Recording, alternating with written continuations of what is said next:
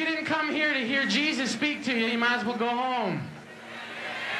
Because that's the only reason I'm here, is to let him speak.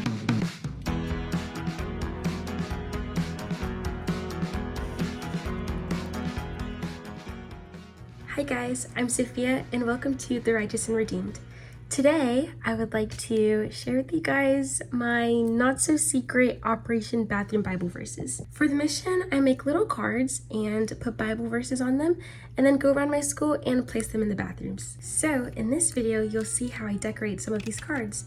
Sometimes I use sticky notes, notebook paper, index cards, or my favorite, these cute little memo papers. While I'm decorating, I want to share with you guys some of the things the Lord has called me to reflect upon during this mission. But let's start from the beginning. When I got the idea to do this, I was like, this is such a cute, fun, and simple way to spread the love of God. So right away, I searched up encouraging Bible verses and even some uplifting Christian quotes. Once I had a collection of verses and quotes, I started making the cards. Now, my school's pretty big, which meant I had a lot of bathrooms to cover. And my goal was to put at least one card in every stall, which meant I had a lot of cards to make.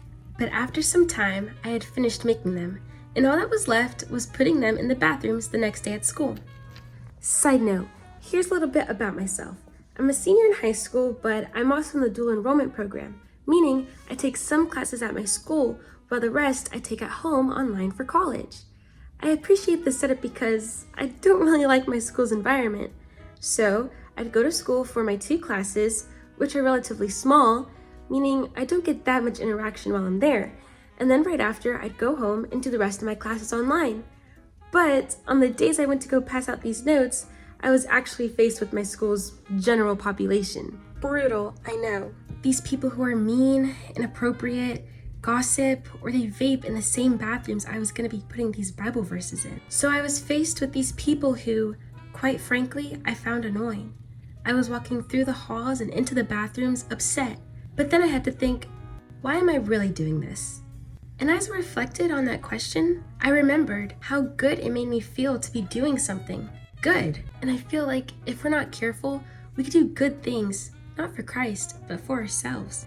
Because obviously posting Bible verses is like the work of a Christian, right? But what does it mean if it's not for Christ? And this goes for anything. We might post Bible verses on our Instagram story, volunteer to serve at church or in a community. All these things that are good, but if we're not careful, our intentions can move from solely being about giving God all the glory to doing it only to make ourselves feel good and righteous, like we have it all together. So, as I was reflecting, the Lord reminded me of His love for these people, the same people I avoided and didn't want to be around.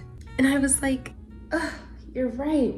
It's never been about myself and how it made me feel, but truly, it's been about this opportunity I've been given to be able to give God the glory.